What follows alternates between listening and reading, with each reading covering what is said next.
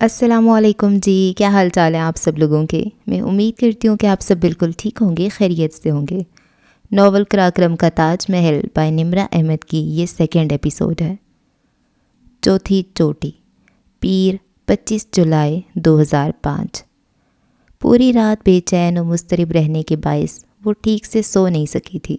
صبح خاصی دیر سے آنکھ کھلی، دن چڑھ چکا تھا۔ اے سی کی ٹھنڈک کے باوجود سورج کی شعاعیں جو کھڑکیوں کے پردے کے پیچھے سے جھانک رہی تھیں تپش پیدا کر رہی تھیں۔ اس نے کسل مندی سے کروٹ بدلی۔ نشا اور ارسا کہیں جانے کے لیے تیار ہو رہی تھیں۔ مجھے چھوڑ کر جا رہے ہو تم لوگ؟ بغیر کسی صبح خیر کے اس نے لیٹے لیٹے ہی دونوں کو مخاطب کیا۔ صبح سے 110 آوازیں دے چکی ہوں کہ اٹھ جاؤ، مگر تم پتہ نہیں کون سے استبل بیچ کر سو رہی تھیں۔ ابھی ارسا تم پر پانی پھینکنے لگی تھی۔ وہاں سے بھی تڑ سے جواب آیا تھا۔ وہ شرمندہ ہوئے بغیر اٹھ کھڑی ہوئی۔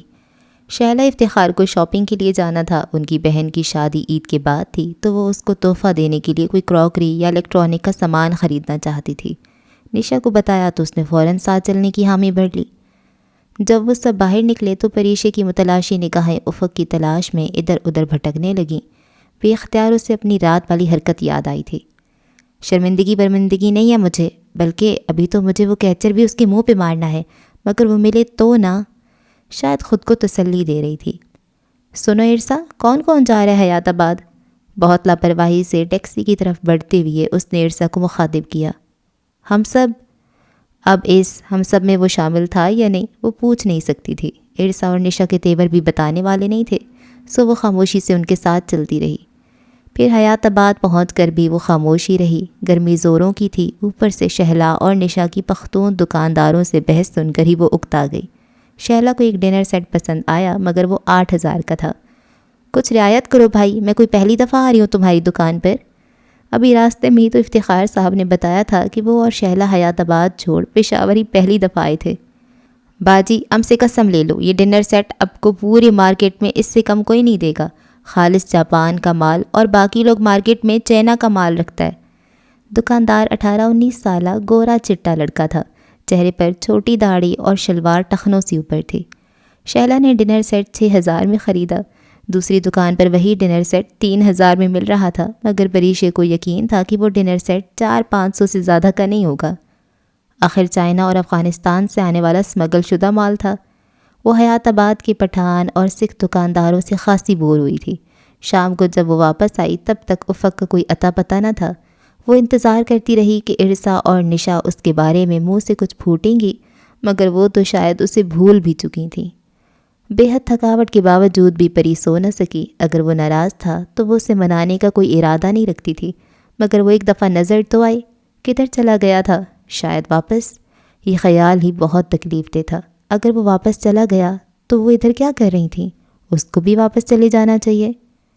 تو کیا وہ صرف افق کے لیے یہاں تک آئی تھی؟ اس خیال نے اسے بے چین کر دیا تھا۔ نہیں، میں تو ندا آپا سے۔ اس کی دلیل بہت کمزور تھی۔ رات کو نشا اور ارسا اسے پشاور کے مشہور جلیل کے چپل کباب کھلانے لے گئیں۔ افق کا کوئی پتہ نہ تھا۔ اس پر ایک بے نام سی اداسی طاری تھی۔ وہ جو ایک دن بعد ہی بیچ راستے میں چھوڑ کر چلا گیا تھا، وہ اس کی خوابوں کا شہزادہ کیسے ہو سکتا تھا؟ جلیل کے اوپر ایئر ریسٹورانٹ میں سبز گھاس پہ رکھی کرسی پر بیٹھی وہ یہی سوچ رہی تھی۔ لان کی طرف کے سبز گھاس سے ڈھکے قطع اراضی کے چاروں طرف سفید باڑ لگی تھی۔ رات کا وقت تھا، روشنی کے لیے باہر 1-2 ٹیوب لائٹس لگی تھیں، اور یہ مدھم سی روشنی بہت اچھی لگ رہی تھی۔ تمہیں کچھ اور لینا ہو تو بتا دو، نشا نے اس کی رائے مانگی۔ اس نے چونک کر نشا اور باوردی ویٹر کو دیکھا، پھر نفی میں سر ہلا دیا۔ وہ تو ٹھیک سے سن بھی نہ پائی تھی کہ ارسا اور نشا نے کیا آرڈر دیا تھا، سجی اور شاید چپل کباب۔ اس کا دماغ تو سیف اور افق کے درمیان پھنسا تھا۔ معاف کرنا لڑکیوں، میں ہرگز دیر سے نہیں آنا چاہتا تھا، مگر مجھے راستے میں ایک دلچسپ آدمی مل گیا جو کسی زمانے میں پورٹر تھا۔ اس سے باتیں کرتے ہوئے وقت گزرنے کا احساس ہی نہیں ہوا۔ بہت معذرت۔ نہایت عجلت میں ہمیشہ کی طرح بشاش لہجے میں کہتے ہوئے اس دراز قد اور ستواں ناک والے ترک سیاح نے ارسا کے ساتھ والی کرسی سنبھالی۔ ایک لمحے کو تو پریشے کا دل اچھل کر حلق میں ہی آ گیا، مگر دوسرے ہی لمحے وہ شانت ہو گئی۔ اسے یوں لگا جیسے اس کا کوئی گم شدہ حصہ اسے واپس مل گیا ہو۔ وہ آ گیا تھا، وہ اسے چھوڑ کر نہیں گیا تھا۔ یہ احساس ہی اس کی دن بھر کی مزمل طبیعت کو قرار دینے کو کافی تھا۔ وہ ایک دم اتنی پرسکون ہو گئی تھی کہ اسے بے اختیار خود پر حیرت بھی ہوئی۔ اچھا، وہ کیا کہہ رہا تھا؟ ارسا نے بہت دلچسپی سے پوچھا۔ وہ ایسے بیٹھے تھے کہ پریشے کی بائیں طرف نشا اور سامنے افق تھا اور نشا کے سامنے ارسا بیٹھی تھی۔ افق مسکراتے ہوئے اسے وہ باتیں بتانے لگا جو اسے اس پورٹر سے معلوم ہوئی تھی۔ ایک دفعہ بھی اس نے نظر اٹھا کر پریشے کو نہیں دیکھا تھا۔ اور نشا، تمہارا دن کیسا گزرا؟ کارخانہ بازار میں دماغ تو خالی ہو گیا ہوگا اب تک۔ اب اس نے رخ سیدھا کر کے نشا کو مخاطب کیا۔ پریشے کو وہ مکمل طور پہ نظر انداز کر رہا تھا۔ بہت تھکا دینے والا۔ ایک آدمی 15,000 کا قالین بیچ رہا تھا۔ میں نے جان چھڑانے کو کہا 1500 میں دے دو، اور کیا تم یقین کرو گے؟ وہ بولا کہ ہاں لے لو۔ میرے خدایا! افق لبوں پہ ہلکی سی مسکراہٹ لیے بہت دھیان سے سن رہا تھا۔ خود کو یوں نظر انداز ہوتے دیکھ کر وہ اپنے ناخنوں سے کھیلنے لگی۔ اس کے انداز میں اضطراب تھا۔ وہ بات کرتا تھا تو وہ رکھائی برتتی تھی، اب وہ دور ہو رہا تھا تو وہ بہت بے چین ہو گئی تھی، اگرچہ بظاہر بے نیاز تھی۔ ویٹر ہاتھ میں پکڑی بڑی سی ٹرے لیے ان کی میز پر پہنچا تو اس نے چہرہ اونچا کیا۔ پہلی نگاہ سیدھی افق پر پڑی۔ وہ ویٹر کی طرف متوجہ تھا۔ آج اس نے گرے شرٹ اور بلیک پینٹ پہن رکھی تھی۔ سفید جیکٹ اور سرخ مفلر غائب تھے۔ گرے شرٹ کی آستینیں کوہنیوں تک فولڈ کر رکھی تھیں۔ پی کیپ میں بھورے بال چھپ گئے تھے۔ میں نے تمہیں جلیل ریسٹورانٹ کا اس لیے کہا تھا کیونکہ مجھے ان کے چپلی کباب نہیں بلکہ ان کے نان زیادہ پسند ہیں۔ سفید، بے حد سفید، آنسو کی شکل کے نان پلیٹ میں نکالتے ہوئے وہ مسلسل بول رہا تھا۔ اس کی بات سے یہ ظاہر ہوتا تھا کہ یہ سارا پروگرام ان تینوں کا طے شدہ تھا، بس وہی لا علم تھی۔ پریشے کے قدموں کے قریب ایک سفید بلی چکراتی پھر رہی تھی۔ اسے دیکھ کر اسے اپنی بلی یاد آ گئی، ساتھ ساتھ روشان اور سنی کا رویہ بھی یاد آیا۔ اس نے تھوڑا سا کباب توڑ کر نیچے گھاس پر پھینکا۔ بلی نے جھٹ اسے منہ میں ڈال لیا۔ وہ مسکرا دی۔ اب وہ ایک نوالا خود لیتی اور ایک بلی کو دیتی۔ وہ اپنے تئیں افق کو ذہن سے جھٹکنے کی کوشش کر رہی تھی۔ میں پچھلی دفعہ آئی تھی تو جلیل بھی آئی تھی، مگر وہ یہ والا نہیں تھا، ارسا کہہ رہی تھی۔ یا ایک سے زیادہ جلیل ہیں، بہرحال یہ جلیل اوریجنل ہے۔ وہ واقعی ان کے ملک کو بہت زیادہ جانتا تھا۔ ویسے افق بھائی، آپ کو دیکھ کر لگتا نہیں ہے کہ آپ اتنا کھاتے ہیں۔ ایک کوہ پیما کے لیے یہ خاصی عجیب بات ہے۔ دیکھو، میری زندگی کا فلسفہ یہ ہے کہ دنیا میں دو طرح کے لوگ ہوتے ہیں، ایک وہ جو کھا کر مرتے ہیں اور دوسرے وہ جو بغیر کھائے مرتے ہیں۔ مرنا سب نے ہے، سو بہتر ہے کھا کر مرا جائے۔ وہ سر جھکائے بلی کو کباب کے چھوٹے چھوٹے ٹکڑے کھلا رہی تھی۔ ویسے آپ نے سارا دن کیا کیا؟ ہمارے بغیر بور تو ہوئے ہوں گے نا؟ قطعاً نہیں، میں میوزیم اور دیگر ٹورسٹ اٹریکشنز دیکھ آیا ہوں، اور میں نے خوب مزہ کیا۔ جو آزادی تنہائی میں ہوتی ہے وہ یقین کرو 2 لڑکیوں کے ساتھ ہرگز نہیں مل سکتی۔ اس نے 3 کی بجائے 2 کہا تھا۔ اس کے دل کو تکلیف ہوئی۔ آپ نے چاول وغیرہ لے لیے؟ ہاں، اور مچھلی بھی۔ اوہ ارسا، میں بچہ نہیں ہوں، پچھلے 14 سال سے کوہ پیمائی کر رہا ہوں۔ وہ بھی اختیار ہنسا تھا۔ میں نے فوڈ سپلائی بالکل درست رکھی ہے، انشاءاللہ مراقہ پوشی کی چوٹی پر بھوک سے نہیں مریں گے۔ ویٹر بل لے آیا تھا۔ افق نے بل خود ادا کیا۔ وہ ان کے ہمراہ ہوتا تو ریسٹورانٹ کا بل، ٹیکسی کا بل اور ٹپ وغیرہ خود دیتا تھا۔ نشا نے بہت دفعہ ٹوکنے کی کوشش کی، مگر اس معاملے میں وہ خاصی اناؤ والا تھا۔ اب بھی اس نے 100 روپیہ ٹپ رکھی تو ویٹر حیران سا ہو گیا۔ یہ کیا ہے سر؟ رکھ لو، نیور مائنڈ۔ ووٹ کھڑا ہوا۔ بلی جس کا پیٹ آدھا چپل کباب کھا کر بھی نہیں بھرا تھا، پریشے کے قدموں کے ساتھ لوٹنے لگی۔ وہ البتہ جھمبے سے ویٹر کی حیرانی کو دیکھ رہی تھی۔ یہ اسے بعد میں علم ہوا تھا کہ پشاور میں ٹپ یا بخشش کا کوئی رواج نہ تھا۔ وہ پرس اٹھا کر 2 قدم آگے بڑھی تو بلی نے بھی اختیار میاؤں کی آواز نکالی۔ اس نے پلٹ کر پیچھے دیکھا۔ افق میز کے پیچھے سے نکل کر آ رہا تھا۔ افق نے اس کے نگاہوں کے تعاقب میں بلی کو دیکھا۔ اوہ ہاؤ سویٹ!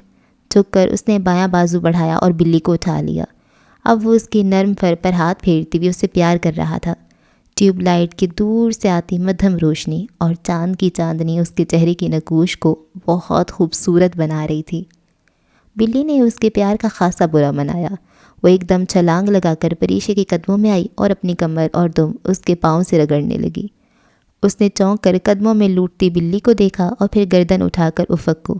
وہ بلی پر ایک نگاہ ڈالتا سائڈ سے نکل گیا تھا۔ اسے بھی اختیار رونا سا آیا۔ وہ ایسا کیوں کر رہا تھا؟ اتنی بے اعتنائی اور بے رخی کیوں برت رہا تھا؟ جھک کر اس نے بلی کی سفید نرم کھال پر چمکارنے والے انداز میں ہاتھ پھیرا۔ اسی کھال کو بھی افق نے چھوا تھا۔ اس کے لمس کی تمازت اسے محسوس ہوئی تھی۔ اس نے ہاتھ کھینچ لیا اور تقریباً بھاگتی ہوئی ریسٹورانٹ سے باہر نکل آئی، جہاں وہ سب کھڑے اس کا انتظار کر رہے تھے۔ افق البتہ ایک چھوٹے سے بچے کی جانب متوجہ تھا جو بھیک مانگ رہا تھا۔ اس کا لباس ابتر اور پاؤں ننگے تھے۔ یہ لو اور ان سے شوز خریدنا۔ افق نے 500 کا نوٹ بچے کی طرف بڑھایا۔ بچے نے وہ جھپٹ لیا اور تیزی سے وہاں سے بھاگ گیا کہ کہیں وہ واپس نہ مانگ لے۔ افق بے چینی اور فکر مندی سے اس کو بھاگتے دیکھتا رہا، پھر اس نے بھی اختیار سر چٹکا۔ کاش میں ان پہاڑوں میں بسنے والے بچوں کے لیے کچھ کر سکوں۔ وہ خاموشی سے لب کاٹتی سر جھکائے ٹیکسی میں بیٹھ گئی۔ منگل 26 جولائی 2005۔ ہوٹل کے لابی میں استقبالیہ ڈیسک کے سامنے دیوار کے ساتھ چند صوفے رکھے تھے۔ وہ ایک صوفے پر ٹانگ رکھے بیٹھی اخبار پڑھ رہی تھی۔ شہ سرخیوں پر نگاہیں دوڑاتے بھی وہ باقی لوگوں کے نیچے اترنے کا انتظار کر رہی تھی۔ ظفر پہلے ہی باہر بس کے ساتھ کھڑا تھا۔ اس کے علاوہ ابھی تک سب اوپر تھے۔ انٹرنیشنل کال ریلیز ہے۔ انگریزی لب و لہجہ اس کی سماعت سے ٹکرایا۔ اخبار پڑھتے پڑھتے اس نے سر اٹھا کر دیکھا۔ وہ اس کی جانب کمر کیے استقبالیہ ڈیسک پہ کوہنی رکھے قدرے جھک کر استقبالیہ کلرک سے کہہ رہا تھا۔ اس کی گردن کے پچھلے حصے میں اسے سرخ مفلر دکھائی دے رہا تھا۔ بھورے بالوں پر پی کیپ بھی تھی۔ اس نے شاید ابھی تک پریشے کو نہیں دیکھا تھا۔ اسے بے اختیار اس کا رات والا مغرور اور بے رخی بھرا انداز یاد آ گیا۔ اس نے نظریں جھکا لیں۔ افق نے ڈیسک کلرک کو ایک لمبا چوڑا نمبر بتایا۔ کلرک نے سلسلہ ملنے پر ریسیور افق کو تھما دیا۔ السلام علیکم آنے۔ اپنے مخصوص ترک لب و لہجے میں وہ اپنی زبان میں بہت پرجوش انداز میں بات کر رہا تھا۔ آخر میں اس نے گلے گلے آنے کہہ کر ریسیور رکھ دیا۔ مرحبا، is this Thomas? I am Arslan, can I speak to mister Jenk یقین پلیز؟ وہ کسی جینک یقین سے بات کرنا چاہ رہا تھا۔ مطلوبہ شخص شاید لائن پہ آ گیا تھا۔ وہ یکدم بہت بے تکلف انداز میں بات کرنے لگا۔ انگریزی کے چند جملوں کے باعث وہ اتنا سمجھ چکی تھی کہ مخاطب سے اس کی خاصی بے تکلفی تھی اور وہ اس کو اپنے پشاور سے سوا جانے کے بارے میں آگاہ کر رہا تھا۔ دوسری جانب سے کسی نے کچھ کہا تو وہ بھی اختیار ہنس پڑا اور بولا، میں نے بچپن میں قصے کہانیوں میں جو بات پڑھی تھی وہ آج سچ ہو گئی۔ یقین کرو کراکرم کے پہاڑوں پر واقعی پریاں اترتی ہیں۔ پریشے کا دل جیسے کسی نے مٹھی میں جکڑ لیا تھا۔ اس کے ہاتھوں پر نمی در آئی تھی۔ اس نے گھبرا کر چہرہ بالکل جھکا کر اخبار آگے کر لیا۔ وہ یقیناً اس کی موجودگی سے بے خبر اب اپنی مادری زبان میں الوداعی کلمات کہہ رہا تھا۔ گلے گلے کہہ کر اس نے ریسیور رکھا، پیسے ادا کیے، بقیہ رقم بٹوے میں ڈالی اور بٹوا جیب میں رکھتے ہوئے پلٹا ہی تھا کہ اسے وہاں بیٹھے دیکھ کر جھٹکا۔ پریشے نے اپنا سر اتنا جھکایا ہوا تھا کہ وہ اس کے چہرے کی اڑی اڑی رنگت نہیں دیکھ سکتا تھا۔ وہ بس ایک لمحے کو وہاں رکا اور پھر باہر نکل گیا۔ اس نے اخبار میز پہ رکھ دیا اور اپنا سر دونوں ہاتھوں میں تھام لیا۔ یہ اس کے ساتھ کیا ہو رہا تھا؟ وہ جس سے اس کی بے رخی اور بے اعتنائی سمجھ رہی تھی، وہ سوائے ایک مصنوعی خول کے کچھ نہ تھا۔ اور وہ خود مسلسل 3 دن سے اس کے متعلق کیوں سوچے جا رہی تھی؟ وہ ایک منگنی شدہ لڑکی تھی، حالانکہ منگنی کوئی شرعی تعلق نہ تھا، پھر بھی اسے لگتا تھا کہ اسے سیب کے علاوہ کسی کے متعلق نہیں سوچنا چاہیے۔ وہ اسی لیے اسے خود سے دور رکھ رہی تھی۔ وہ دراصل خود سے لڑ رہی تھی۔ پچھلے 3 دن سے جاری اس اعصابی جنگ میں اب وہ تھکنے لگی تھی۔ وہ کب بس میں بیٹھی، بس کب چلی، اسے کچھ ہوش نہ تھا۔ اس نے سیٹ کی پشت سے ٹیک لگا کر آنکھیں موند لیں۔ زندگی کی سچائیاں اور حقیقتیں کتنی تلخ ہوتی ہیں۔ وہ قفس میں قید تھی اور اپنی مرضی سے سوچ بھی نہیں سکتی تھی۔ نومبر میں اس کی شادی سیف جیسے ناپسندیدہ شخص سے ہو جائے گی۔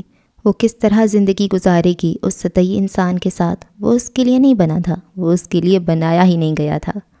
اس لمحے جب ٹور کمپنی کی بس صاف ستھری کشادہ سڑک پہ دوڑتی ہوئی پشاور کی حدود سے باہر نکل رہی تھی تو پریشے کے ذہن میں بس ایک ہی فکر کی باز گشت گونج رہی تھی، کراکرم کے پہاڑوں پر پریاں اترتی ہیں۔ وہ بند آنکھوں سے مسکرائی۔ اس کی مسکراہٹ بہت سوگوار تھی۔ کراکرم کے پہاڑوں پر پریاں اترتی ہیں افق ارسلان، مگر وہ صرف سیف الملوک تک محدود ہو جاتی ہیں۔ پردیسی کوہ پیماؤں کے لیے پریاں نہیں ہوتی۔ اس نے آنکھیں کھول کر دائیں جانب دیکھا۔ اس کے ساتھ نشا بیٹھی تھی۔ نشا کی دائیں جانب برابر والی قطار میں افق ترچھا ہو کر بیٹھا نشا سے باتیں کر رہا تھا۔ وہ خاصے خوشگوار موڈ میں تھا۔ پریشے کو جاگتے دیکھ کر اس نے ایک دوستانہ مسکراہٹ اس کی جانب اچھالی۔ ہماری گفتگو سے تم ڈسٹرب تو نہیں ہو رہی؟ کل رات والی اکڑ، بے نیازی، بے اعتنائی سب غائب تھا۔ وہ واقعی اس کو نہیں سمجھ پائی تھی۔ نہیں، مختصراً کہہ کر اس نے رخ کھڑکی کی طرف پھیر لیا۔ شاید وہ بھی خود سے لڑتے لڑتے عاجز آ چکا تھا، یا پھر شاید کل رات والا رویہ محض اس کی پرسوں رات والی تقریر کے جواب میں ناراضی کا اظہار تھا، یا پھر شاید وہ سب کچھ بھی نہیں تھا؟ وہ اس کے متعلق کوئی احساس ہی نہیں رکھتا تھا۔ اس کا ذہن منفی انداز میں سوچنے لگا تھا۔ میں غلط سوچ رہی ہوں، وہ نشا اور ارسا سے بات کرتا ہے، مجھ سے نہیں۔ پھر میں نے کیسے فرض کر لیا کہ وہ میرے متعلق کوئی خاص جذبہ رکھتا ہے؟ وہ تو نگر نگر پھرنے والا ایک مسافر ہے جو دنیا کے سب سے حسین پہاڑ کو سر کرنے کا عزم لیے میرے دیس آیا ہے، اور چند دن ان خوبصورت وادیوں، چشموں اور پہاڑوں کے درمیان بتا کر اسے یہاں سے چلے جانا ہے۔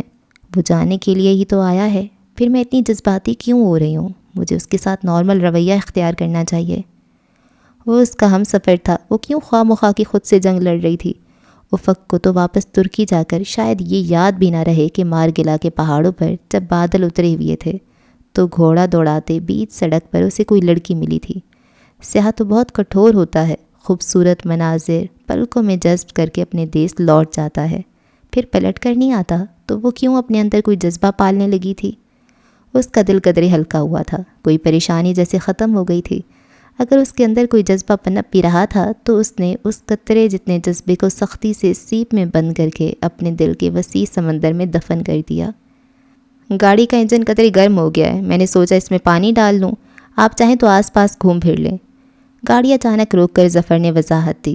وہ دوسرے مسافر کے ہمراہ بس سے باہر نکلی تو اسے احساس ہوا کہ بس کافی دیر سے درگئی کے پہاڑوں پر چڑھ چکی تھی۔ اس وقت بھی وہ درگئی کے سرخ اور بھورے خشک پہاڑوں کے اوپر تھے۔ سڑک کشادہ تھی، دائیں جانب کھائی اور بائیں جانب پہاڑ تھے۔ ظفر بس کا تیل پانی چیک کرنے لگا۔ افتخار صاحب اور شہلا قریب موجود واحد کھوکھے جو ایک کولڈ ڈرنک کارنر تھا پر چلے گئے۔ احمد انکل تصویریں کھینچنے لگے، افق بھی تصویریں بنا رہا تھا۔ وہاں سڑک خالی ہی تھی۔ چند منٹ بعد کوئی ٹرک یا کار گزر جاتی تھی۔ صبح 8:30 بجے کا وقت تھا۔ موسم پشاور کی نسبت خوشگوار تھا۔ سنو بریشے، وہ پہاڑ کے دہانے پر ایک سرخ پتھر پہ اپنے قیمتی سوٹ کی پرواہ نہ کرتے ہوئے خاموش بیٹھی تھی جب افق نے اسے آواز دی۔ اس نے سر اٹھا کر افق کو دیکھا۔ وہ کیمرہ کور میں ڈال کر اسی کی طرف آ رہا تھا۔ وہ ہلکی سی مسکراہٹ کے ساتھ کھڑی ہو گئی۔ سن رہی ہوں، تم بولو۔ خود سے اعصابی جنگ ترک کر کے اور مصنوعی خول اتار کے وہ خاصی ہلکی ہو گئی تھی۔ تم شرط لگاؤ گی میرے ساتھ؟ وہ کل سے مختلف اصلی والا افق لگ رہا تھا۔ بالکل، کیونکہ مجھے پتہ ہے میں جیت جاؤں گی۔ وہ پچھلے 3 دنوں سے مختلف اور بالکل اصلی والی پریشے تھی۔ اوہ، اتنی خود پسندی؟ وہ مسکرایا۔ خود پسندی نہیں، خود اعتمادی کہو۔ فائن، تم پلیز ایک شرط لگاؤ گی؟ افق کا انداز ایسا تھا جیسے وہ بچپن سے دوست رہے ہوں۔ ہاں، اب بتا بھی دو۔ وہ اوپر جھاڑی دیکھ رہی ہو؟ وہ تقریباً یہاں سے 40 فٹ اونچی ہے۔ تو میرے ساتھ ایک ریس لگاؤ، دیکھتے ہیں اوپر پہلے کون پہنچتا ہے۔ افق نے ہاتھ سے اوپر جھاڑی کی طرف اشارہ کیا۔ ایک مخلصانہ مشورہ دوں؟ اگر تم اسی وقت یہاں سے نیچے چھلانگ لگا دو تو یقین کرو بہت جلدی اوپر پہنچو گے۔ ویری فنی، مرسا اور نشا کو بلاتا ہوں، وہ ججز ہوں گی۔ وہ پلٹ کر ان دونوں کو بلانے چلا گیا۔ جو جیتے گا اسے کیا ملے گا؟ ان تینوں کے واپس آنے پر پریشے نے پوچھا۔ نشا کو اس کے رویے کی تبدیلی پر خوشگوار حیرت ہوئی تھی۔ Mercedes Benz? نہیں، تبت کا ریٹرن ٹکٹ، ارسا فوراً بولی۔ پوری دنیا امریکہ، انگلینڈ جانے کی خواہش کرتی ہے، لیکن تم کوہ پیما تبت سے آگے مت بڑھنا۔ نشا ان لوگوں میں سے تھی جن کا کوہ پیمائی کے متعلق علم کل فینگر اور ورٹیکل لمٹ جیسی فلموں تک محدود تھا۔ البتہ تبت کو وہ تبت سنو کریم کے حوالے سے تھوڑا زیادہ جانتی تھی۔ اچھا خاموش رہو تم دونوں، میں بتاتا ہوں جو ہارے گا اسے جیتنے والے کا ڈیئر پورا کرنا ہوگا، ٹھیک؟ ٹھیک، تو میرا ڈیئر پورا کرنے کے لیے تیار رہنا۔ وہ اعتماد سے مسکرائی۔ دیکھتے ہیں مادام۔ اس کا انداز بھی بہت چیلنجنگ تھا۔ اب شروع کرو، اس سے پہلے کہ دوسری ٹریفک آئے اور لوگ تمہاری اس بچکانہ ایڈونچر کو دیکھیں۔ پھر ان کا پہاڑوں پر پہلا ایڈونچر شروع ہوا۔ وہ خاصی پر اعتماد تھی، مگر 4 سال سے وہ پہاڑوں پر نہیں چڑھی تھی۔ نتیجتاً وہ قدرے سست تھی اور ان خاردار کانٹوں اور جھاڑیوں کی پرواہ نہ کرتے ہوئے وہ بہت تیزی سے اپنے مطلوبہ ہدف تک پہنچ گیا تھا۔ وہ چند فٹ ہی پیچھے رہ گئی تھی۔ میں جیت چکا ہوں۔ جھاڑی کو چھو کر وہ ناہموار ڈھلان میں سے راستہ بناتا اس کے قریب آیا۔ شکست کے احساس سے اس کے اندر کی کوہ پیما لڑکی خاصی بری طرح مجروح ہوئی تھی۔ میں مشکل راستے سے آ رہی تھی، جبکہ جس راستے سے تم چڑھے تھے وہ مقامی لوگوں کا بنایا گیا ہموار راستہ ہے اور اسے چڑھنا خاصا آسان ہے۔ مدام، جب زندگی کا آسان راستہ دے رہی ہو تو کٹھن راستوں سے سفر نہیں کیا کرتے. منزل ایک ہی تھی تو راستہ بھی میرے والا ہی چنتی. پریشا نے شانے اچکا دیے. میں ہار مانتی ہوں، بہرحال تم شاعری اچھی کر لیتے ہو. وہ اپنے جوگرز نیچے والے پتھر پہ رکھ کر اترنے لگی. اترائی چڑھائی کی نسبت زیادہ مشکل تھی. شکریہ، اور تمہیں میرا ڈیئر تو پورا کرنا پڑے گا. وہ اس کے حکم میں اتر رہا تھا. بہتر ہے کہ آپ سوات پہنچ کر ہی بتائیں کیونکہ ظفر بلا رہا ہے. ارسا نے ان کی توجہ اشارہ کرتے ظفر کی طرف دلائی. سوات کتنی دور ہوگا یہاں سے؟ اپنی قمیض کے دامن سے چپکا ایک کانٹا الگ کرتی ہوئی پریشا نے پوچھا. 2 گھنٹے. جواب افق کی جانب سے آیا تھا. وہ اف کر کے رہ گئی. وہ ہر جگہ کا جغرافیہ رٹ چکا تھا. کبھی میں ترکی آئی نا تو تمہارے ملک کے چپے چپے کا نام حفظ کر کے تمہیں بھی یوں ہی امپریس کروں گی. بس کی طرف جاتے ہوئے وہ بولی. افق اس کے آگے تھا. اس کا ہاتھ دروازے پر تھا. اس کی بات سن کر وہ چھٹک کر پلٹا. کب آؤ گی ترکی؟ اس کے لہجے میں خوشی اور آنکھوں میں امید تھی. وہ ہنس پڑی. میں مذاق کر رہی تھی. اس کی آنکھوں کی جوت یکدم بجھ گئی. اچھا. وہ اسے راستہ دینے کو پیچھے ہوا. وہ دروازے کے ساتھ لگی راڈ پکڑ کر اندر چڑھ گئی. اسی وقت وہ بہت مدھم آواز میں بولا. سنو، تم ہنستے بھی اچھی لگتی ہو، ہنستی رہا کرو. پریشا کے چہرے سے مسکراہٹ یکدم غائب ہو گئی. اس کی بھویں تن گئیں. وہ تیزی سے اپنی جگہ پر بیٹھی اور سختی سے لب بھینچے کھڑکی سے باہر دیکھنے لگی. وہ اس کے موڈ کی خرابی کو دیکھ نہ سکا. تقریباً 10:30 کے قریب وہ لوگ ان پہاڑوں تک پہنچ چکے تھے جن کے دامن میں وادی سوات کا خوبصورت دریائے سوات بہتا تھا. یہ انسانی فطرت ہے کہ پانی کے قریب جا کر وہ خود کو بہت حشاش بشاش محسوس کرتا ہے. قدرتاً جب ہم دریا کے قریب ہوتے ہیں تو خود کو بہت تازہ دم محسوس کرتے ہیں. آواز بہت اجنبی تھی. پریشا نے تعجب سے سر گھما کر پیچھے دیکھا کہ یہ بات کس نے کہی ہے. اسے حیرت ہوئی تھی کیونکہ یہ افتخار صاحب تھے. یہ بولتے بھی ہیں؟ میں تو سمجھی تھی کہ گونگے ہیں. نشا نے بہت متعجب انداز میں اس کے کان کے قریب سرگوشی کی. اس کے لبوں سے ہنسی کا فوارہ چھوٹا تھا. سب نے، یہاں تک کہ ڈرائیو کرتے ظفر نے بھی اس کی طرف دیکھا. وہ ہنسی کنٹرول کرنے کی کوشش کے باوجود ہنستی چلی جا رہی تھی. افق اس کو یوں بچوں کی طرح ہنستے دیکھ کر مسکرایا. اس کی ہنسی تھم گئی. وہ سختی سے لب بھینچ کر کھڑکی سے باہر دیکھنے لگی. نشا، اپنی دوست سے کہو اس کی کھڑکی کے باہر خشک پہاڑ ہیں. دریا تو بائیں طرف بہہ رہا ہے. وہ کس کو دیکھ رہی ہے؟ وہ نشا کے ساتھ والی نشست پر تھا. اس کی اور نشا کی نشست کے بیچ درمیانی راستہ تھا. وہ ایک جوگر اگلی نشست کی پشت پر اور دوسرا درمیانی راستے میں رکھے قدرے جھک کر آہستہ سے نشا سے بولا. پری، تمہاری کھڑکی کے باہر خشک پہاڑ ہیں. دریا تو بائیں طرف بہہ رہا ہے. تم کس کو دیکھ رہی ہو؟ پہاڑوں کو. اس نے چہرہ موڑے بغیر سنجیدگی سے کہا. لگتا ہے ڈاکٹر کا موڈ پھر سے خراب ہو گیا ہے. ویسے ان کو یہ دورے دن میں کتنی دفعہ پڑتے ہیں؟ جتنی دفعہ کوئی عامیانہ انداز میں میری تعریف کرے. کھٹ سے جواب آیا. اوہ، وہ سمجھ گیا تھا. میں تو بس دل رکھنے کو کہہ رہا تھا تاکہ تم ہنستی رہو اور اتنی غصے والی اکھڑی سی شکل ہر وقت نہ بنائے رکھو. تمہیں برا لگا؟ ہاں. وہ بھی تک کھڑکی سے باہر دیکھ رہی تھی. افق نے بمشکل مسکراہٹ لبوں تک روکی تھی. بہت معذرت، میں آئندہ ایسے جھوٹ بولنے کی ہمت نہیں کروں گا. تمہارے حق میں یہی ٹھیک رہے گا. بہتر. اب اس طرف دیکھ لو، دریا بہت خوبصورت لگ رہا ہے. اس نے گردن کو بائیں جانب جنبش دی. افق مسکراہٹ چھپانے کو چہرہ اپنی طرف کی کھڑکی کی طرف موڑ چکا تھا. اس نے افق کی کھڑکی کے کھلے شیشے سے پار نگاہ دوڑائی اور پھر نگاہ پلٹ کر واپس آنا بھول گئی. سبزے سے ڈھکے سبز پہاڑوں کے درمیان سڑک سے کوئی 100 میٹر نیچے بل کھاتا نیلا دریا بہہ رہا تھا. اس کا پاٹ کسی ندی سے تھوڑا سا ہی زیادہ چوڑا تھا. پانی بے حد نیلا تھا جس کے اوپر سفید جھاگ پتھروں سے ٹکرانے کے باعث پیدا ہو رہی تھی. کسی نیلے سانپ کی طرح بل کھاتا دریا گو کہ سڑک سے خاصا نشیب میں تھا، مگر اس میں رکھے دیوکامت پتھروں سے ٹکراتے پانی کا شور بہت بلند تھا.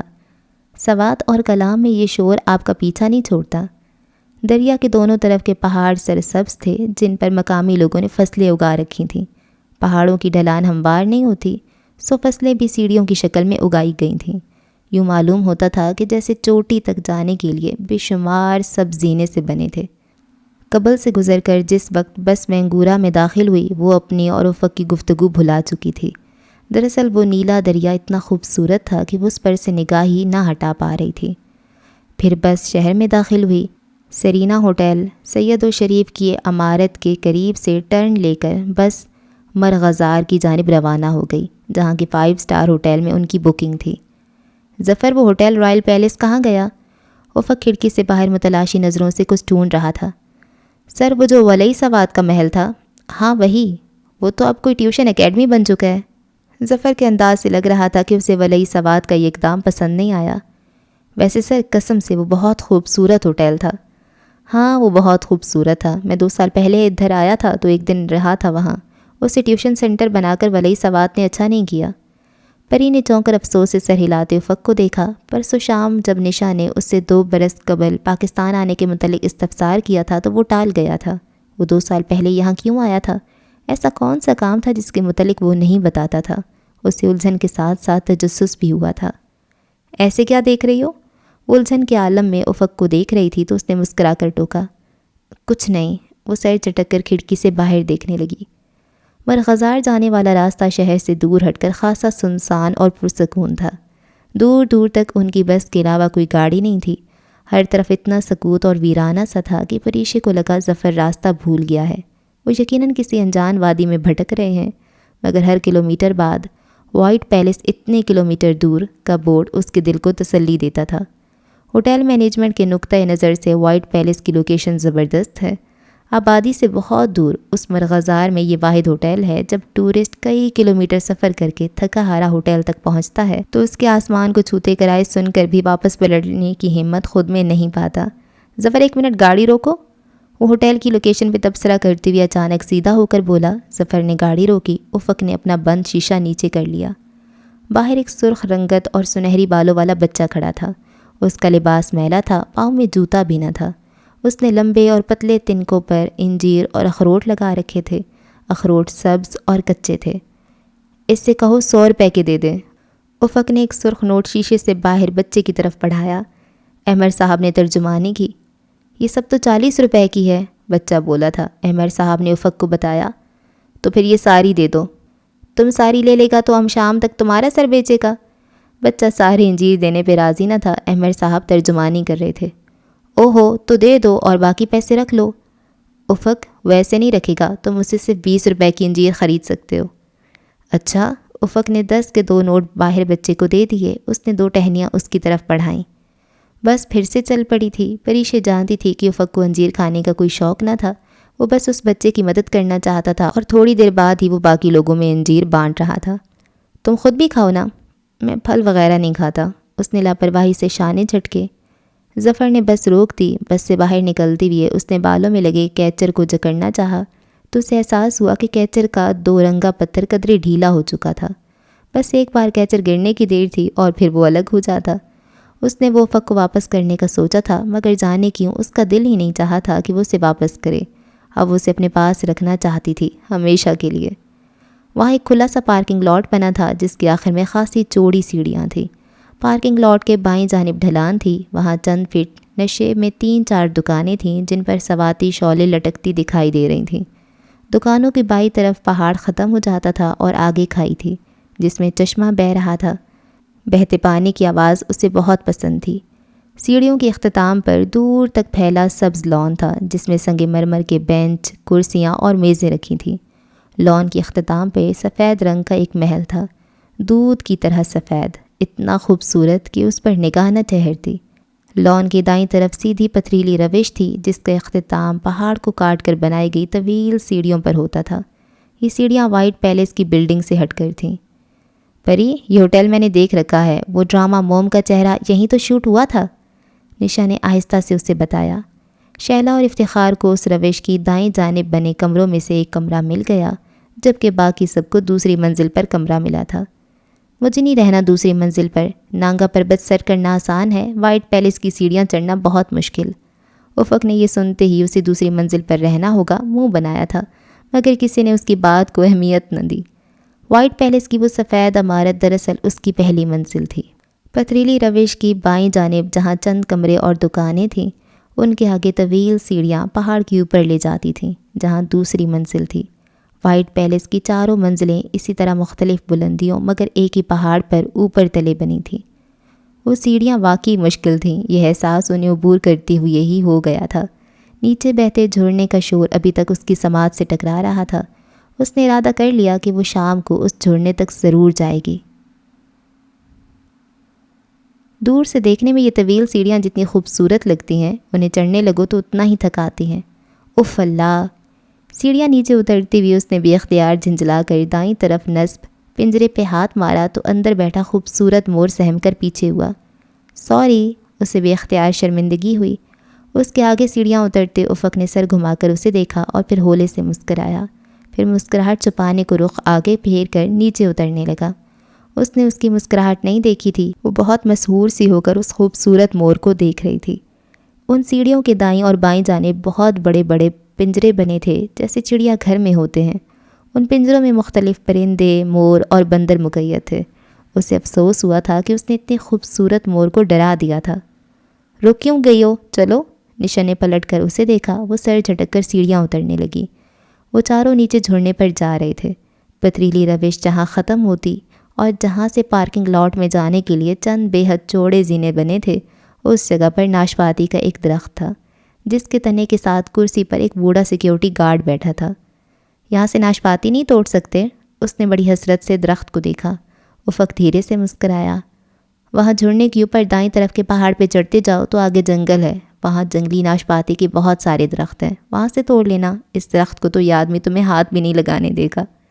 اس کی آواز میں تھکاوٹ تھی۔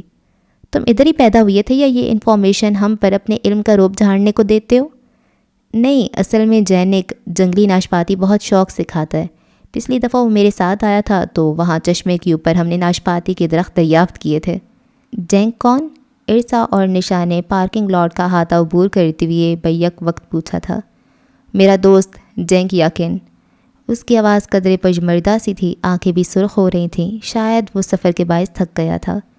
جھرنے کا لکڑی کا پل عبور کر کے وہ دوسرے پہاڑ پر مقامی لوگوں کے بنائے گئے کچے راستے پر اوپر چڑھنے لگے۔ راستہ بہت کچا تھا، پریشے کے جوگرز پر مٹی لگ رہی تھی۔ اس نے ہاتھ سینے پر باندھ رکھے تھے اور سر جھکا ہوا تھا۔ افق جینس کی جیبوں میں ہاتھ ڈالے اس کے برابر میں مگر چند قدم کا فاصلہ رکھے چل رہا تھا۔ وہ رہے ناشپاتی کے درخت۔ افق کی آواز پر اس نے چلتے ہوئے سر اٹھا کر اوپر دیکھا، وہاں درختوں کے جھنڈ تھے۔ اسے سامنے پڑا پتھر دکھائی نہیں دیا۔ اس کا پاؤں پتھر سے ہلکا سا ٹکرایا اور وہ جھٹکا کھا کر لڑکھڑائی۔ افق نے تیزی سے اس کا ہاتھ پکڑ کر کھینچا۔ وہ لڑکنے نہیں لگی تھی بلکہ ہلکا سا لڑکھڑائی ہی تھی، مگر وہ سمجھا تھا کہ وہ پہاڑ پر سے گرنے لگی ہے، اس لیے اس نے فوری رد عمل کے تحت اس کا ہاتھ پکڑ کر سہارا دیا اور پھر فوراً ہاتھ چھوڑ دیا۔ ارسا اور نشا ان سے کافی آگے جا چکی تھیں۔ وہ چلنے کی بجائے رک کر اسے دیکھنے لگی۔ وہ قدرے وضاحت دینے والے انداز میں بولا، سوری، میں سمجھا تم گرنے لگی ہو۔ تمہارا دماغ درست ہے؟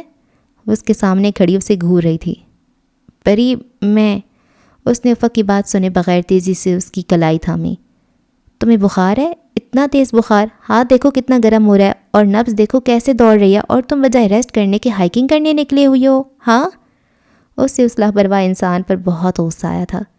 تم سے اتنا بھی نہیں ہوا کہ مجھے بتا ہی دو؟ میں ڈاکٹر ہوں، تمہیں دوائی تو دے ہی سکتی تھی، مگر تمہیں خود کو اذیت دے کر اپنے آپ کو بہادر کہلوانے کا شوق ہے۔ تم انتہائی فضول انسان ہو، فوراً واپس چلو میرے ساتھ۔ وہ جو پہلے بکھلا گیا تھا اب مسکراہٹ لبوں تلے دبائے سر جھکائے کھڑا اس کی ڈانٹ سن رہا تھا۔ معاف کرنا ڈاکٹر، میرا نہیں خیال کہ میں اتنا بیمار ہوں کہ بستر سے لگ کر بیٹھ جاؤں۔ یہ فیصلہ کرنے والے تم نہیں، میں ہوں، سمجھے تم؟ وہ واپس جانے کو پلٹی تو وہ پھر سر جھکائے اس کی فکر مندی بھرے غصے سے محظوظ ہوتا اس کے پیچھے چل پڑا۔ وہ بڑبڑاتی ہوئی پہاڑ سے نیچے اتر رہی تھی۔ ڈاکٹر، میں واقعی اتنا زیادہ… وہ جھٹکے سے پیچھے مڑی۔ وہ اس کے عقب میں محض ایک قدم کے فاصلے پر تھا۔ اس کے ایک دم مڑنے پر فوراً پیچھے نہ ہوا ہوتا تو اس سے ٹکرا جاتا۔ سنو، تمہیں آخری مرتبہ بتا رہی ہوں، میرے سامنے اپنا منہ بند رکھو، مجھے بڑبڑاتے ہوئے مریض زہر لگتے ہیں۔ افق نے تابیداری سے لبوں پر انگلی رکھ لی۔ سوری ڈاکٹر، اب نہیں بولوں گا۔ اس کے لہجے اور شہد رنگ آنکھوں سے شرارت جھلک رہی تھی۔ ہاں اب ٹھیک ہے، چلو۔ وہ اس کے آگے چلنے لگی۔ ویسے کتنی دیر تک نہیں بولنا؟ جب تک میں نہ کہوں، اور اب خاموش رہو۔ وہ اس کے آگے چلتی ہوئی اوپر کمروں تک لے آئی۔ اسے پیراسیٹامول کی 2 گولیاں دے کر سختی سے سو جانے کو کہا۔ مگر میں سونا نہیں چاہتا، بیڈ پر بیٹھے افق نے احتجاج کیا۔ خاموش، بالکل خاموش رہو، ڈاکٹر کے سامنے اپنی زبان بند رکھا کرو۔ اس کو باقاعدہ ڈانٹ کر وہ اس کے کمرے سے آ گئی۔ دوسری منزل پر کمروں کی 2 متصل قطاریں تھیں۔ سامنے لان تھا جو مستطیل شکل کا تھا۔ لان کے دہانے پر جہاں کھائی تھی، جھاڑیوں اور چند درختوں کی معمولی باڑ سی بنی تھی۔ وہ اپنے بیگ سے ڈائری اور پین نکال آئی اور لان کے وسط میں بچھی کرسیوں میں سے ایک پر بیٹھ کر اپنے سفر کے متعلق لکھنے لگی۔ جب اسے یہ یقین ہو گیا کہ آس پاس اس کے سوا کوئی نہیں ہے تو اس نے جوگرز اتار کر پاؤں میز پہ رکھ لیے اور ڈائری گھٹنوں پر۔ ڈائری لکھتی ہوئے وہ گاہے بگاہے افق کے کمرے کی جانب نگاہ بھی دوڑا لیتی تھی۔ ایک بار جا کر دیکھ بھی آئی، وہ آنکھوں پر بازو رکھے سو رہا تھا۔ وہ مطمئن ہو کر واپس آئی تو ایک چھوٹا سا بندر میز پر بیٹھا اس کی ڈائری سے چھیڑ چھاڑ کر رہا تھا۔ ایک اور بندر نیچے گھاس پر انگڑائیاں لے رہا تھا۔ اس کو قریب آتے دیکھ کر چھوٹا بندر تو چھپاک سے غائب ہو گیا، جبکہ گھاس پہ لیٹا بندر احتراماً سیدھا ہو گیا۔ اس نے مسکراتے ہوئے اپنا بال پوائنٹ بندر کی طرف بڑھایا، جسے اس نے اپنے انسان نما ہاتھوں کی مدد سے پکڑ لیا۔ کچھ دیر وہ اس سے کھیلتا رہا۔ وہ مسکراتے ہوئے اسے دیکھتی رہی، پھر ایک دم بندر نے اس کا پین زور سے اچھالا۔ وہ لان کے دہانے پر سے ہوتا ہوا نیچے کھائی میں گر گیا۔ پریشے کے چہرے سے مسکراہٹ غائب ہو گئی۔ دفع ہو جاؤ تم، اس نے غصے سے پاؤں زور سے زمین پر مارا۔ بندر اچھلتا ہوا وہاں سے بھاگ گیا۔ پری نے افسوس سے کھائی کی طرف دیکھا، اس کا پین اب واپس نہیں آ سکتا تھا۔ پھر وہ افق کے متعلق سوچنے لگی۔ اسے سیف کے متعلق سوچنا برا لگتا تھا، مگر افق کی باتیں، اس کی شرارت بھری شہد رنگ آنکھیں اور اس کی لبوں میں چھپی مسکراہٹ کو سوچنا اسے بہت اچھا لگ رہا تھا۔ وہ شخص جسے 4 دن پہلے تک وہ جانتی بھی نہیں تھی، اسے بہت شناسا لگ رہا تھا، بلکہ نہیں، وہ تو شاید اس کوہ پیما کو صدیوں سے جانتی تھی، روح سے وجود میں آنے سے بھی پہلے، پہلی سانس لینے سے بھی پہلے۔ اسے لگا افق کسی کو پکار رہا ہے۔ وہ کمرے کے دروازہ ادھ کھلا چھوڑ کر آئی تھی، تب یہ آواز اس تک آئی تھی۔ وہ اتنی جلدی جاگ گیا؟ وہ جاگا نہیں تھا، وہ شاید سو بھی نہیں رہا تھا۔ اس کا بازو اب اس کی آنکھوں پر نہیں تھا، اس کی پیشانی اور پورا چہرہ پسینے سے تر تھا۔ افق، پریشے نے اس کے نزدیک ہو کر بغور اسے دیکھا۔ اس کے لب ہولے ہولے لرز رہے تھے، وہ شاید کچھ کہہ رہا تھا۔ میرا آکسیجن کین کہاں ہے؟ میرا آکسیجن کین کہاں ہے؟ بند آنکھوں اور نفی میں ہلتے سر کے ساتھ وہ مدھم آواز میں جیسے پکار رہا تھا۔ افق اٹھو، اس نے اس کا شانہ دھیرے سے ہلایا۔ اس کی قمیض پسینے میں بھیگی ہوئی تھی۔ میرا آکسیجن کین، ہنادے، میرا آکسیجن کنٹینر۔ اس نے درمیان میں ترک زبان کا کوئی لفظ بولا تھا جسے وہ سمجھ نہیں سکی تھی۔ اس نے زور سے اس کا کندھا ہلایا۔ افق نے فوراً آنکھیں کھول دیں اور ایک جھٹکے سے اٹھ بیٹھا۔ اس کی آنکھوں میں بے یقینی اور خوف تھا۔ میرا آکسیجن کنٹینر کہاں ہے؟ افق، تمہارے پاس کوئی آکسیجن کین نہیں ہے کیا؟ تمہیں آکسیجن نہیں آ رہی؟ سانس گھٹ رہا ہے کیا؟ وہ کچھ سمجھ نہیں پا رہی تھی۔ اس نے چونک کر پری کو دیکھا۔ میں کہاں ہوں؟ پھر وہ اپنی ترک زبان میں کچھ بولا۔ تم وائٹ پیلس ہو، مرغزار سوات میں ہو، تم نے شاید کوئی برا خواب دیکھا ہے۔ خواب؟ وہ جھٹکے سے کمبل اتار کر بیڈ سے اتر آیا۔ تم ٹھیک تو ہو؟ اس نے دھیرے سے افق کے کندھے پہ ہاتھ رکھا۔ وہ اس کا ہاتھ جھٹک کر چند قدم آگے بڑھ گیا۔ وہ ادھر ادھر دیکھتے ہوئے صورتحال کو سمجھنے کی کوشش کر رہا تھا۔ تم جاؤ یہاں سے۔ وہ اس کی جانب کمر کیے دیوار کی طرف دیکھ رہا تھا۔ وہ اس سے نظریں نہیں ملا رہا تھا۔ اس کے چہرے پر انجانہ خوف اور اضطراب رقم تھا۔ وہ اس کے سامنے آ گئی اور بغور اس کے چہرے کو دیکھا، جس کی رنگت کسی مرجھائے پیلے گلاب کی طرح زرد ہو رہی تھی۔ مجھے بتاؤ تمہیں کیا ہوا ہے؟ تم جاؤ ادھر سے۔ وہ رخ موڑ کر دونوں ہاتھوں کی انگلیاں بالوں میں پھنسائے خود کو نارمل کرنے کی کوشش کر رہا تھا۔ تم ٹھیک نہیں ہو، تمہیں جاؤ، خدا کے لیے جاؤ یہاں سے، just get out of here. وہ ایک دم زور سے چلایا تھا۔ وہ سہم کر پیچھے ہوئی۔ اگلے ہی لمحے وہ کمرے سے باہر نکل آئی۔ اسے حیرت ہوئی تھی، وہ بہت بہادر کوہ پیما تھا۔ وہ تو جسمانی تکالیف کو خاطر میں نہیں لاتا تھا، تو پھر ایک خواب سے اس بری طرح کیوں ڈر گیا تھا؟ اس کے چہرے پر اتنا انجانہ خوف، کچھ کھو دینے کا کرب کیوں تھا؟ وہ سمجھ نہیں پا رہی تھی۔ پھر تمام شام وہ اپنے کمرے سے نہیں نکلا۔ پریشے نے اس کو رات کے کھانے پر دیکھا۔ وہ تینوں وائٹ پیلس کی پہلی منزل کی سفید عمارت کے برآمدے میں رکھے خوبصورت براؤن لکڑی کے صوفوں پر بیٹھی کھانے کا انتظار کر رہی تھیں جب وہ ان سے آن ملا۔ میں ذرا لیٹ ہو گیا، معاف کرنا، میں اس بندر سے کھیلنے لگا تھا۔ وہ لکڑی کے 2-3 زینے پھلانگ کر ان کی طرف آیا۔ گھوڑوں کے علاوہ بندروں سے بھی آپ کی اچھی خاصی انڈرسٹینڈنگ لگتی ہے، نشا نے بے ساختہ کہا۔ سمجھا کرے نا، ڈارون کہتا تھا انسان پہلے بندر تھا۔ کیوں افق بھائی؟ انسان پہلے بندر تھا یا نہیں؟ البتہ ڈارون کے آباء و اجداد ضرور بندر تھے۔ وہ ایک دفعہ پھر وہی پرانا ہنستا مسکراتا افق لگ رہا تھا۔ شام والے واقعے کا اس کے چہرے پر شائبہ تک نہ تھا۔ وہ سر جھٹک کر خاموشی سے کھانا کھانے لگی۔ 5ویں چوٹی، بدھ 27 جولائی 2005۔ وہ کمرے کا دروازہ کھول کر باہر برآمدے میں آ گئی۔ برآمدہ کافی طویل تھا اور ہر کمرے کے دروازے کے دونوں اطراف خوش نما پھولوں کے گملے رکھے تھے۔ برآمدے کے آگے سفید ستون سے بنے تھے۔ وہ ایک ستون سے ٹیک لگائے سامنے کا منظر دیکھنے لگی۔ قدرتی لش گرین گھاس سے ڈھکے مستطیل لان کے دہانے پہ لگی جھاڑیوں کی باڑ کے ارد گرد وہی چھوٹا بندر چکراتا پھر رہا تھا۔ اس کے ہاتھ میں اد کھایا چھوٹا سبز سیب تھا۔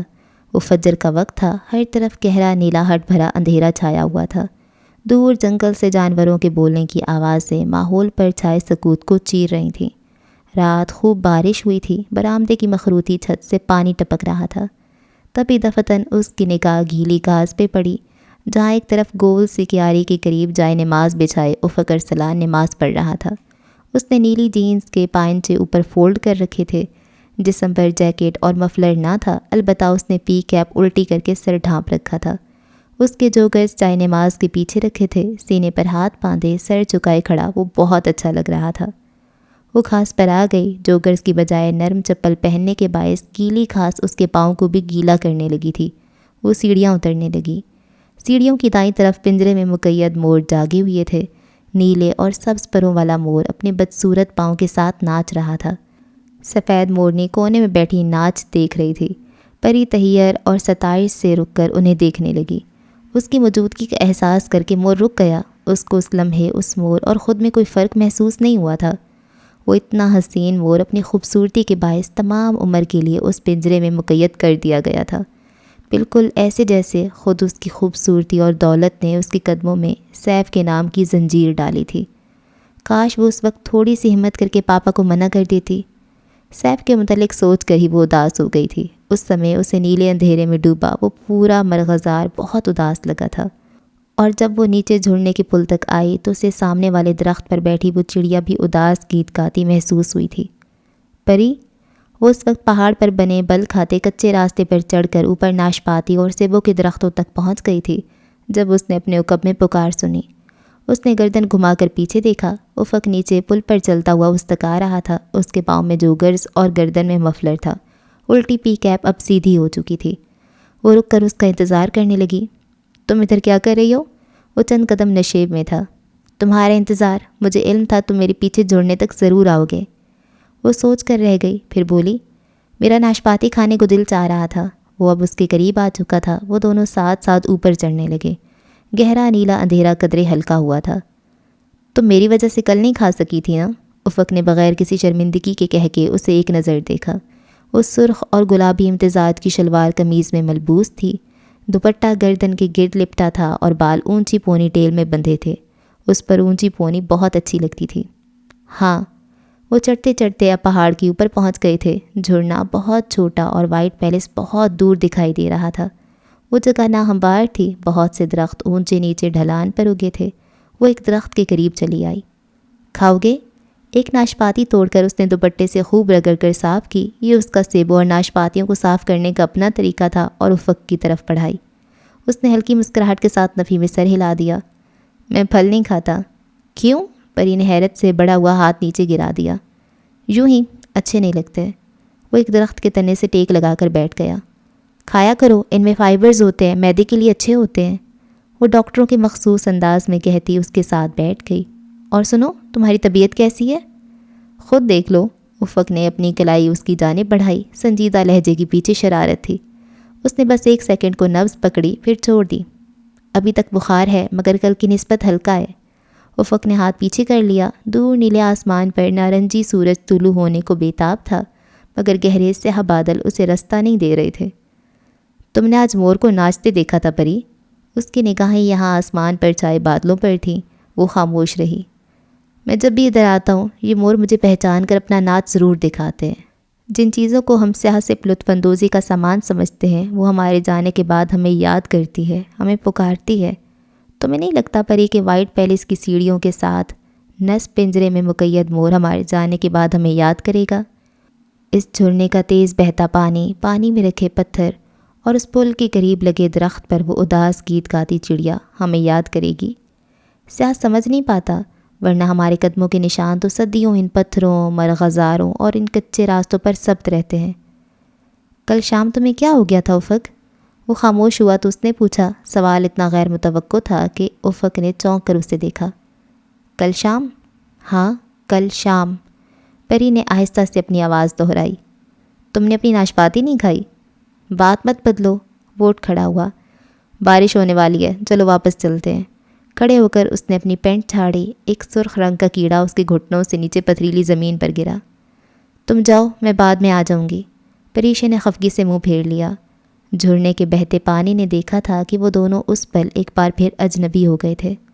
وہ کچھ کہے بنا وہاں سے چلا گیا اور پھر وہ ویسا ہی ہو گیا جیسا کل شام تھا، جیسے جلیل کے ریسٹورانٹ میں تھا، اجنبی، ناشناسا۔ پھر کتنی ہی دیر وہ بغیر کھائی ناشپاتی ہاتھ میں لیے وہاں بیٹھی بیتے لمحوں کا شمار کرتی رہی، یہاں تک کہ سیاہ بادل برسنے لگے۔ تب وہ اٹھی اور پہاڑ کی ڈھلان سے اترنے لگی۔ وہ پری کو سیڑھیوں پر موروں کے پنجرے کے قریب کھڑا تیز بارش میں بھیگتا ہوا دکھائی دیا تھا۔ وہ بہت اداسی سے ترک زبان میں ان موروں کو کوئی گیت سنا رہا تھا۔ سبز اور نیلے پنکھ والا مور ناچ رہا تھا۔ افق کے سر پر کیپ نہیں تھی، بارش نے اس کا پورا جسم بھگو ڈالا تھا۔ اسے یوں بخار میں باہر کھڑے دیکھ کر اسے بہت غصہ آیا تھا۔ کیوں کھڑے ہو تم ادھر؟ جاؤ اپنے کمرے میں۔ کتنی مرتبہ کہوں تم سے یہ بات؟ سمجھ میں نہیں آتی تمہیں؟ ابھی تمہارا بخار بھی نہیں اترا، جاؤ جا کر آرام کرو۔ وہ غصے سے بلند آواز میں چلائی تھی۔ سر پر ٹرے رکھ کر بارش کے پانی سے بچتے اس ویٹر نے جو تیزی سے سیڑھیاں پھلانگتے ہوئے اتر رہا تھا، حیرت سے گردن پھیر کر ایک لمحے کو اسے دیکھا ضرور تھا، جو خود بارش میں بھیگتی اسے ڈانٹ رہی تھی۔ تمہیں کوئی حق حاصل نہیں مجھ پہ حکم چلانے کا، وہ بھی جواباً چلایا تھا۔ ایک لمحے کو وہ چپ سی ہو گئی۔ واقعی کہاں حق رکھتی تھی وہ ایک اجنبی پر؟ ٹھیک ہے پھر مرو اس بارش میں۔ وہ تیزی سے سیڑھیاں پھلانگتی اوپر آ گئی۔ لان میں 3 بندر اٹکیلیاں کر رہے تھے۔ لان کو بھاگتے ہوئے عبور کرتے اس نے راستے میں پڑی منرل واٹر کی خالی بوتل اٹھا کر میز پر چڑھے بندر کو زور سے ماری۔ بندر سہم کر جھاڑیوں کے پیچھے گم ہو گیا۔ وہ بارش میں بھیگتی کمرے تک آئی تھی۔ ایک بارش سوات کے پہاڑوں پر ہو رہی تھی، ایک اس کی آنکھوں سے برس رہی تھی۔ وہ خود پہ کمبل تان کر پوری دنیا سے چھپ کر رونے لگی۔ ارسا اور نشا پرسکون سو رہی تھیں۔ باہر موسلا دھار بارش میں چوڑی سیڑھیوں کے درمیان موروں کے پنجرے کے ساتھ کھڑا افق ارسلان ابھی تک بھیگ رہا تھا۔ وہ تمام دن اپنے کمرے میں رہی تھی، پھر جب دن ڈھل گیا اور افق پر سیاہی پھیلنے لگی تو وہ ٹی وی کے آگے سے ہٹی، جس پر پی ٹی وی اور جیو کے سوائے کوئی چینل نہیں آتا تھا۔ اس نے رات کا کھانا بھی نہیں کھایا۔ پھر نشا اسے زبردستی اٹھا کر وائٹ پیلس کے باہر بنی دکانوں تک لے آئی۔ اس کو سواتی شالوں اور قیمتی پتھروں کی شاپنگ کا کوئی شوق نہیں تھا، مگر محض نشا کا ساتھ دینے کو وہ کافی دیر تک وہاں سر کھپاتی رہی۔ دونوں واپس آئیں تو وائٹ پیلس کی سفید عمارت کے سامنے پھیلے وسیع و عریض لان کے وسط میں دائرے کی صورت میں احمر صاحب، شہلا، افتخار، ارسا اور افق بیٹھے تھے۔ افق کے پیچھے سنگ مرمر کا سفید بینچ تھا، جس سے ٹیک لگائے ہوئے ایسے بیٹھا تھا کہ دائیں ٹانگ گھاس پہ پھیلا رکھی تھی اور بایاں گھٹنا سیدھا کھڑا تھا۔ وہ خاموشی سے سر جھکائے گھاس کے تنکے نوچ رہا تھا۔ اس کی پی کیپ اس کے سر پر تھی۔ احمد صاحب اور باقی افراد کسی بحث میں محو تھے۔ نشا بھی ساتھ شامل ہو گئی۔ صرف وہ اور افق خاموش تھے۔ وہاں وائٹ پیلس کے برآمدے سے آنے والی روشنی اور چاند کی چاندنی کے علاوہ دوسری کوئی لائٹ نہیں تھی، جس کے باعث وہ اس کا چہرہ ٹھیک سے نہیں دیکھ سکی تھی، مگر وہ اسے پہلے کی نسبت بہتر لگا تھا۔ اتا ترک کے بارے میں تمہارا کیا خیال ہے افق؟ احمد انکل بحث کو مشرف سے اتا ترک تک لے گئے۔ ان کی پکارنے پر اس کی گھاس نوچتی انگلیاں رکیں۔ اس نے چہرہ اونچا کیا۔ چمکتی چاندنی نے اس کے چہرے کے خد و خال کو قدرے واضح کیا تھا۔ نکاہت اور بیماری واضح تھی۔ اتا ترک، اس نے دہرایا، پھر شانے اچکا دیے۔ وہ ترکوں کا باپ تھا۔ باپ کبھی بچے کی غلط رہنمائی نہیں کرتا۔ احمد صاحب سے پہلے ہی پریشے تیزی سے بولی۔ وہ خفیف سا مسکرایا۔ تم ٹھیک کہہ رہی ہو، میں اردگان کا حامی ہوں۔ اس نے اپنی پی کیپ کی جانب ہلکا سا اشارہ کیا جسے وہ سمجھ نہ سکی۔ ویسے میں نے سنا ہے تمہارا ڈکٹیٹر اتا ترک کو آئیڈیالائز کرتا ہے اور روانی سے ترک زبان بولتا ہے۔ قدرے توقف سے اس نے سوال کیا۔ وہ اس لیے کہ ہمارے ڈکٹیٹر کو اس کے علاوہ اور کوئی کام نہیں ہے۔ نشا ڈکٹیٹر کے ذکر پہ چڑ گئی۔ نشا، یہ ڈکٹیٹرز بادشاہ ہوتے ہیں، بادشاہوں سے بھی زیادہ اختیار ہوتے ہیں ان کے پاس۔ ویسے میں نے سنا ہے تمہارا بادشاہ یورپ اور امریکہ سے آنے والوں کی بہت قدر کرتا ہے۔ مجھے تو اس نے آج تک نہیں پوچھا، شاید اس لیے کہ میں مسلمان ہوں۔ فکر مت کرو، تم راکا پوشی سر کر لو، تمہیں کوئی ایوارڈ دلوا ہی دیں گے، نشا نے کہا۔ کون سا ایوارڈ؟ نشان حیدر، وہ دلچسپی سے بولا۔ نہیں، وہ تو شہید ہونے کے بعد ملتا ہے اور ملٹری اعزاز ہے۔ خیر تم پہلے کوئی پاکستانی پہاڑ سر تو کرو، قومی اعزاز کے بارے میں بعد میں سوچیں گے۔ وہ بدمزہ سا ہو کر پیچھے ہوا۔ میں گیشر بروم 2، براڈ پیک اور نانگا پربت سر کر چکا ہوں۔ تمہارے صدر نے مجھے کبھی نہیں بلایا، اب تو میں نے امید لگانا بھی چھوڑ دی ہے، وہ بہت مصنوعی افسوس سے کہہ رہا تھا۔ تم نے نانگا پربت سر کیا ہے؟ دی کلر ماؤنٹین؟ پریشے چونکی تھی۔ ہاں، وہ کیب ٹھیک کرتے ہوئے اٹھ کھڑا ہوا۔ میں چلتا ہوں، آپ لوگ باتیں کریں۔ پری کی نگاہوں نے لان عبور کر کے سیڑھیاں چڑھتے افق کا دور تک تعاقب کیا تھا۔ آج وہ موروں کے پنجرے کے پاس نہیں رکا تھا۔ محفل جاری تھی جب وہ وہاں سے اٹھ کر اوپر آ گئی۔ وہ افق کو تلاش کر رہی تھی۔ وہ مستطیل لان میں نہیں تھا، نہ ہی اپنے کمرے کے آگے بنے برآمدے میں، وہ تو اپنے کمرے میں بھی نہیں تھا۔ لان میں اس رات بندر بھی نہیں تھے۔ وہ تیسری منزل پہ آ گئی۔ ایک ہی نگاہ میں اس نے اطراف کا جائزہ لیا۔ چوکور احاطے کے دائیں طرف کونے میں آگے جا کر ایک بالکنی بنی تھی۔ اسے وہاں افق کی جھلک دکھائی دی۔ وہ وہیں آ گئی۔ وہ بالکنی پرانے وقتوں کے محلوں کی طرز پر بنی تھی۔ اس کی ریلنگ اونچی تھی جس پر کونیاں ٹکائے وہ قدرے جھک کر نیچے جھرنے کو دیکھ رہا تھا۔ وہ اس کے عقب میں آ کر کھڑی ہو گئی۔ اس کی کیب کا پچھلا حصہ اس کے سامنے تھا۔ اس پہ سفید مارکر سے کسی نے ہاتھ سے لکھ رکھا تھا، ہیل ٹو طیب اردوغان۔ اس نے یہ فقرہ پہلی بار نوٹ کیا تھا۔ افق اپنے گرد و پیش سے بے خبر دھیمی آواز میں کچھ گنگنا رہا تھا۔ سون اکشام استورین آنجے بانا سوزویر۔ یکدم کسی کی موجودگی کا احساس کر کے اس نے پلٹ کر پیچھے دیکھا۔ تمہاری کیب پر طیب کے ہجے غلط لکھے ہیں۔ طیب کے آخر میں بی آتا ہے، تم نے پی لکھ رکھا ہے۔ اس کے خود کو سوالیہ نظروں سے گھورنے پر جو اس کے منہ میں آیا وہ بول پڑی، میں نے نہیں لکھا۔ چہرہ واپس جوڑنے کی طرف موڑ کر وہ بے نیازی سے بولا، یہ جینگ کی کیب ہے، اس نے لکھا ہے۔ ترک زبان میں بی کی جگہ پی استعمال ہوتا ہے۔ یہ فقرہ انگریزی میں اس لیے لکھا ہے، وہاں ترکی میں لوگ انگریزی سے نابلد ہوتے ہیں، ملٹری والے بھی، اور وہاں کی ملٹری اردگان کو پسند نہیں کرتی۔